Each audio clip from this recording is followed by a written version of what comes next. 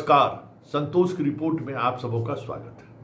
और आज हम संतोष की रिपोर्ट में बात बिहार की उस पॉलिटिक्स की करने जा रहे हैं जिस पॉलिटिक्स को साधने के लिए अमित शाह ने अपनी सारी तर्कस की तीर कमान से बाहर कर दिया है।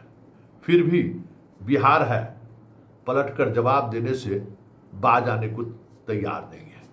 मतलब सोच नहीं सकते हैं कि शाह सपने में भी नहीं सोचे होंगे कि जब सामने में बैठाकर सभी लोगों से एक साथ हमने ट्वीट करवा दिया कि किसको क्या सीटें मिली है, और उसके बावजूद भी बगावत के स्वर उभर रहे हैं। क्या है इस बिहार की मिट्टी में भाई। जीतन राम मांझी पटना से दिल्ली के लिए चले तो कह दिए कि अब कुछ भी होगा हम तो भाई मोदी जी को छोड़ने वाले नहीं है। पटना पहुंचे, कह दिए कि 6 घर मिला, कोई बात नहीं है। लेकिन जैसे ही पीटीआई का लोगो लगा उन्होंने कह दिया कि नुकसान होगा और उस नुकसान के लिए एनडीए को तैयार रहना होगा। आज खुद उसी तरीके से अगर उपेंद्र कुशवाहा के सोशल पेज को अगर आप गौर करिए, उन्होंने भी वही सौहार्दपूर्ण बंटवारे को लेकर ट्वीट किया। फिर 4 घंटे बाद अपने कार्यकर्ताओं को मनोबल बनाए रखने के लिए एक ट्वीट किया कि कुछ परिस्थिति होती है, समझौता करना पड़ता है, कुछ चीज़ें ऐसी हैं जो पर्दे के पीछे चल रही हैं। आप हमारे लाखों समर्थकों के घर में आज भोजन नहीं बना होगा, सभी लोग तनाव में होंगे, ये बात हम समझ रहे हैं। लेकिन कभी कुछ स्थिति ऐसी होती है कि हमें ना चाहते हुए भी खड़ा होना पड़ता है। लेकिन आज सुबह सुबह उन्होंने जो ट्वीट किया है, ये ट्वीट आज बादलों ने फिर साजिश की। कौन है वो साजिश करता? जहां मेरा घर था वहीं बारिश की। मतलब जो साजिश करता है वो इनके जो सबसे प्राइम सीट है उसी पर हमला कर दिया है। अगर फलक को जिद है बिजलियां गिराने का, अगर ऊपर वाले का जिद है कि हम बिजली गिराएंगे ही, तो हमें भी जिद है वहीं पर आसिया बसाने का। मतलब अगर उसको सामने वाले की जिद है कि बिजली वहीं पर गिराएंगे जहां उपेंद्र कुशवाहा अपनी तैयारी कर रहे हैं, या उपेंद्र कुशवाहा जिन सीटों पर लड़ना चाह रहे हैं, तो फिर हमारी भी जिद है कि हम वहीं आसिया बनाएंगे। मतलब साफ है।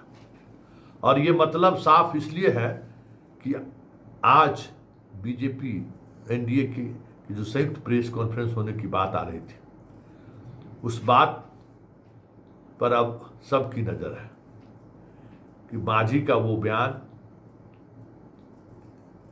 कुशवाहा का ये ट्वीट और दिल्ली से पटना पहुंचने के बाद सम्राट चौधरी का बयान, उस बयान में भी कुछ चीजें छुपी हुई हैं।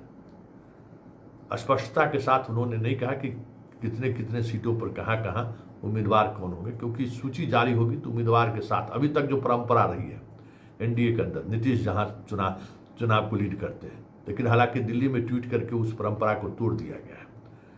अब आगे कौन कौन सी परंपरा टूटती है ये कहने वाली बात होगी, देखने वाली बात होगी। लेकिन एक बात जो साफ दिख रहा है, शाह ने चिराग को जरूर रोशन किया है, लेकिन वो रोशनी एनडीए के कई घरों में आग लगाता हुआ दिख रहा है। उस ट्वीट को मुख्यमंत्री नीतीश कुमार नहीं, जदयू के राष्ट्रीय अध्यक्ष की सहमति से जुड़ी हुई अभी तक कोई ट्वीट नहीं आया। जदयू के कार्यकर्ताओं में जितना गुस्सा है, इसका अंदाजा शायद नीतीश को भी न हो। शाह के उस दबाव का भले ही संजय झा और ललन सिंह मुकाबला नहीं कर पाए, लेकिन जनता और जदयू इसके लिए तैयार नहीं है। पटना के कुर्मी समाज से जुड़े हुए सोशल साइट पर अगर आप गौर करिएगा ना, तो एक से एक आक्रोश भरा पोस्ट सामने आ रहा है कि इस बार छोड़ना नहीं है। ये सारी कवायद उसी की तरफ है जहां दिखा रहा है कि बिहार को रचने वाले, अपने तरीके से बिहार को एक अलग दिशा देने वाले जो लोग खड़े हैं, जो लोग दिमाग लगा रहे हैं, ये बिहार है। पलक झपकते चीज़ें बदलते देर नहीं लगती है। इसलिए उपेंद्र कुशवाहा का यह ट्वीट संकेत है कि एनडीए में ऑल इज वेल नहीं है, क्योंकि 29 सीट देकर बीजेपी भले 130 सीट पर लड़ने की बात सोच रही है, लेकिन इसका इम्पैक्ट बाकी जो सीटें हैं 113 सीट वाले जो लोग हैं उनके अंदर क्या चल रहा है या उनके अंदर क्या परिस्थिति बन रही है, इसका अंदाज़ा शायद भांप नहीं पा रहे हैं शाह और मोदी। और ये देख एक बात समझिए, बिहार महाराष्ट्र नहीं है। कोशिश महाराष्ट्र बनाने की जरूर हो रही है, लेकिन बिहार में नेता नहीं चुनाव लड़ता है, जनता चुनाव लड़ती है। कई बार ऐसे मसले आए हैं जहां जनता खुद चुनाव लड़ने के लिए मैदान में उतर आई है। वो उस वक्त वो उम्मीदवार नहीं देखता है, पार्टी नहीं देखता है, किसी को हराना है तो किसी भी हद तक चला जाता है।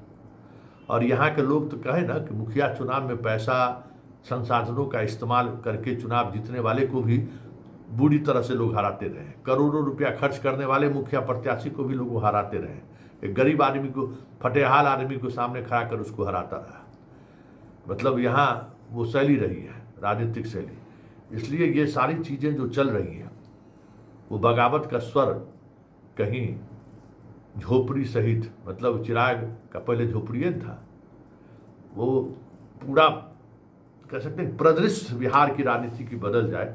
जो साफ दिख रहा था कि एनडीए सरकार बनाने जा रही है, एनडीए अपार बहुमत के साथ चुनाव जीतने वाली है, ये सारी चीज़ें आने वाले समय में समय के साथ साथ बदलते हुए दिख जाए तो कोई बड़ी बात नहीं होगी।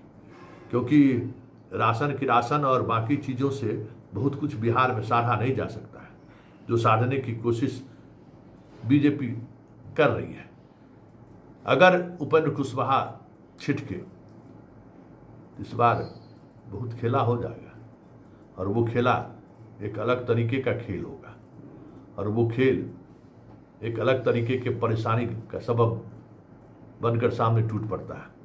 कुशवाहा नेताओं को बीजेपी भले साध रही है, उन नेताओं के सहारे कुशवाहा वोटर को साधना बहुत मुश्किल है, क्योंकि कुशवाहा वोटर भी कई जगहों पर कई तरह से चीज़ों को देख रहे हैं। उनको पता है कि उपेंद्र कुशवाहा को हराने के पीछे कौन है।